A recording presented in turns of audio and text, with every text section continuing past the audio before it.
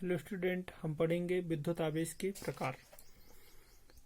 और मैंने आपको लास्ट वीडियो में बताया था कि विद्युत आवेश किसे कहते हैं, आवेश क्या कहलाता है ना।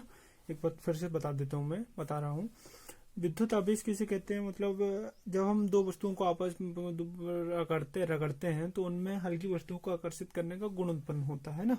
और इस गुण को हम क्या कह देते हैं, विद्युत अर्थात इलेक्ट्रिसिटी, है ना।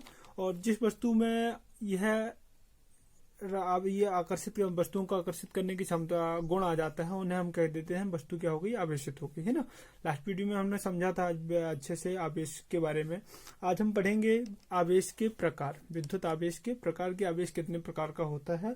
और आवेश के प्रकार समझने के लिए हम आज अभी एक प्रैक्टिकल समझेंगे, एक प्रयोग समझते हैं कि किस आधार पर आवेशों के प्रकार को बताया गया, है ना। तो वैज्ञानिकों ने क्या किया कि दो कांच की छड़ों को रेशम से रगड़ करके जब उन्हें एक दूसरे के पास में लाया तो उनमें क्या हुआ, परस्पर प्रतिकर्षण हुआ। उनमें परस्पर कौन सा गुण उत्पन्न हुआ, प्रतिकर्षण। मतलब ये दोनों छड़ पास में नहीं जा रही थी, एक छड़ प्रतिकर्षित होकर दूसरी ओर जा रही थी। फिर वैज्ञानिकों ने फिर आगे चल के एबोनाइट की छड़ को मतलब दो एबोनाइटों की छड़ को, जिनको उन्होंने ऊनी वस्त्र से रगड़ा था, ऊनी कपड़ों में रगड़ा था, उनको पास में लाया तो भी उनमें क्या हुआ, परस्पर प्रतिकर्षण हुआ, है ना।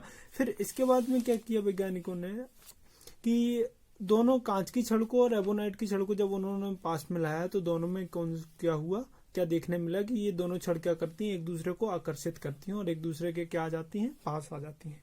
हमारे पास 3 सिचुएशन देखने को मिली। फर्स्ट प्रैक्टिकल में हमने क्या देखा, दोनों कांच की छड़ें, है ना, जब हम इनको ऊनी कपड़ों से रगड़ लेते हैं, रेशम के कपड़ों से रगड़ लेते हैं, फिर पास में लाते हैं तो ये एक दूसरे को क्या करती हैं, प्रतिकर्षित करती हैं। इसी प्रकार एबोनाइट की छड़ें भी एक दूसरे को क्या करती हैं, प्रतिकर्षित करती हैं। बट तीसरे प्रैक्टिकल में जब प्रयोग में देखने को ये मिलता है कि ये कांच और एबोनाइट की छड़ आपस में एक दूसरे को क्या करती हैं, आकर्षित करती हैं। तो इन्हीं प्रयोगों के अध्ययन के आधार पर अमेरिकन वैज्ञानिक बेंजामिन फ्रैंकलिन ने हमें ये बताया कि जो समान प्रकाश के आवेश होते हैं इनके मध्य क्या होता है, प्रतिकर्षण बल कार्य करता है। क्या कार्य करता है, प्रतिकर्षण बल।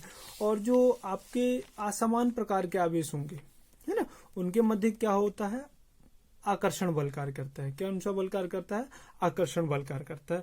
और इसी आधार पर जब ये दोनों एक दूसरे के पास में आ जाते हैं तो यह जो आवेश होता है इन दोनों में, वह क्या हो जाता है, शून्य हो जाता है। और इन्हीं सब प्रयोगों के आधार पर बेंजामिन फ्रैंकलिन ने हमें आवेशों के प्रकार बताए और उन्होंने बताया कि आवेश कितने प्रकार के होते हैं, 2 प्रकार के होते हैं। पहला धनावेश और ऋणावेश। पहला क्या होता है, धनावेश और ऋणावेश। तो धनावेश की उन्होंने हमें डेफिनेशन इस प्रकार की दी कि कांच की छड़ को रेशम के कपड़े से रगड़ने पर कांच की छड़ में उत्पन्न आवेश को धनावेश कहते हैं, है ना। मतलब बड़ी सिंपल डेफिनेशन है। कांच की छड़ को रेशम के कपड़े में रगड़ने पर कांच की छड़ में उत्पन्न आवेश को धनावेश कहते हैं। इसी प्रकार एबोनाइट की छड़ को ऊनी कपड़े में रगड़ने पर एबोनाइट की छड़ में उत्पन्न आवेश को क्या कहते हैं, ऋणावेश कहते हैं, है ना। एबोनाइट, या हम प्लास्टिक भी ले सकते हैं। प्लास्टिक को यदि हम ऊनी कपड़े से रगड़ते हैं तो उस पर उत्पन्न आवेश क्या कहलाता है, ऋणावेश कहलाता है। तो यह डेफिनेशन हमें दी बेंजामिन फ्रैंकलिन ने, जो यूनिवर्सल है, सभी जगह मान्य है ना। अब हमने अभी सीखा आवेश के प्रकार। आवेश हम जैसा कि समझ चुके हैं, अब आवेश 2 प्रकार का होता है, धनावेश, ऋणावेश, है ना। धनावेश ऋणावेश हो जाता है। फिर हमने जो ये प्रैक्टिकल किया ना, हमने जो अभी ये प्रैक्टिकल समझा कि 2 कांच की छड़ें, जिनको हम ऊनी वस्त्र से रगड़ लेते हैं, रेशम के कपड़े से रगड़ लेते हैं, तो एक दूसरे को क्या करती हैं, प्रतिकर्षित करती हैं। तो इस आधार पर आवेश की हमें एक प्रॉपर्टी पता चलती है कि समान प्रकार के आवेश क्या करते हैं, एक दूसरे को प्रतिकर्षित करते हैं। और यहाँ पर हमें ये समझ में आया कि आज इस प्रयोग के आधार पर कि असमान प्रकार के आवेश, मतलब विपरीत आवेश जो होते हैं, एक दूसरे को क्या करते हैं, आकर्षित करते हैं। तो इन्हीं सब बातों के आधार पर आवेशों की कुछ गुण होते हैं और वो गुण हम समझेंगे एक से, सारी चीजें, है ना। तो पहला हमने समझा था कि जो समान प्रकार के आवेश होते हैं, समान प्रकार के आवेश होते हैं, उनमें क्या होता है, प्रतिकर्षित, एक दूसरे को क्या करते हैं, वो प्रतिकर्षित करते हैं। समान प्रकार के आवेश एक दूसरे को क्या करते हैं, प्रतिकर्षित करते हैं। फिर जो आपके असमान विपरीत प्रकार के आवेश होते हैं, असमान आवेश होते हैं, विपरीत आवेश होते हैं। कौन से आवेश होते हैं, विपरीत आवेश होते हैं। वो क्या करते हैं, एक दूसरे को प्रतिकर्षित करते हैं। मतलब विपरीत आवेश कहना चाहिए कि आपके जो धन आवेश और ऋण आवेश होते हैं, धनावेश और ऋणावेश, मतलब हम धनावेश और ऋणावेश को मतलब दो, हम इसको एक चीज को समझ लेते हैं अच्छे से। हमारे पास दो पेन है ना, ये जो आपका ग्रीनिश पेन है ये, इसमें यदि धनावेश है और इसमें ब्लैक पेन में क्या ऋणावेश है, तो ये एक दूसरे को क्या करते हैं, आकर्षित करते हैं। मतलब क्या, विपरीत प्रकार के आवेशों में क्या होता है, आकर्षण होता है ना, विपरीत प्रकार के आवेशों में क्या होता है, आकर्षण होता है। तो ये हो जाती है दूसरी प्रॉपर्टी। तीसरा कि धनावेश और ऋणावेश क्या होते हैं, साथ साथ उत्पन्न होते हैं।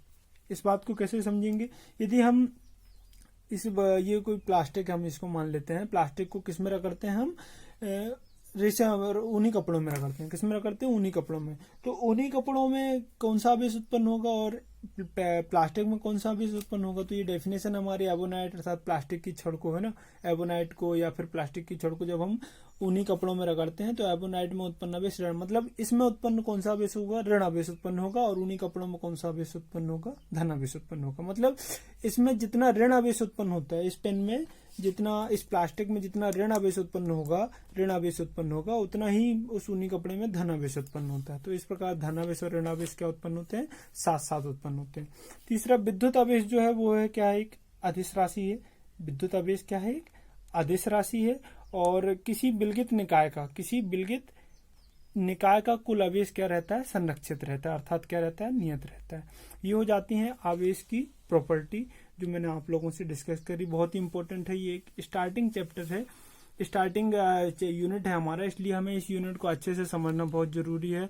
और अभी तक हम समझ चुके हैं विद्युत आवेश के बारे में, विद्युत आवेश के प्रकार के बारे में, और विद्युत आवेश के गुण क्या होते हैं, है ना। और एक और तथ्य होता है कि प्रत्येक पदार्थ पर जो आवेश होता है ना, आवेश का जो मूल मान होता है, बेसिक वैल्यू होता है, वह होता है आपका 1.6 × 10⁻⁻19 कूलाम, है ना। मतलब ये जो कूलाम होता है ये आवेश का ऐसा ही मात्रक होता है, आवेश का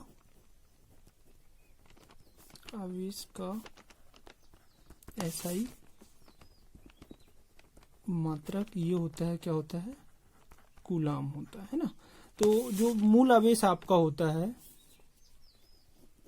मूल आवेश, इसका जो मान होता है 1.6 × 10⁻⁻19 कूलाम, है ना। इस वैल्यू को हमें हमेशा याद रखना है, बहुत ही इंपॉर्टेंट है। और ये सारी चीजें हमें ध्यान से पढ़नी है। आगे का जो टॉपिक है हम वो नेक्स्ट वीडियो में पढ़ेंगे। Thank you.